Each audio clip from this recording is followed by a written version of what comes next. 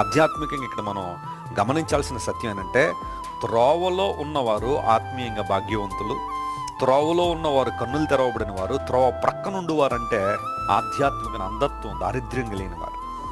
ఇప్పుడు యేసు ప్రభు భర్తిమయిని ఆ అంధత్వం నుండి విడుదల చేసిన తర్వాత త్రోవలో తీసుకొచ్చాడు ఆయన.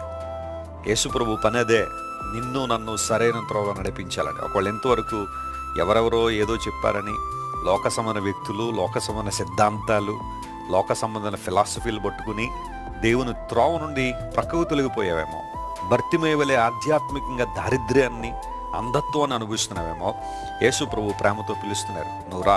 ఆయన నడిపించే దేవుడు. ఆయన శాంతికరమైన జలముల యొద్దకు నేను నడిపిస్తాడు, నీటి బుగ్గల యొద్దకు నేను నడిపించడం ద్వారా ఆధ్యాత్మికంగా తృప్తినిస్తాడు ఆయన.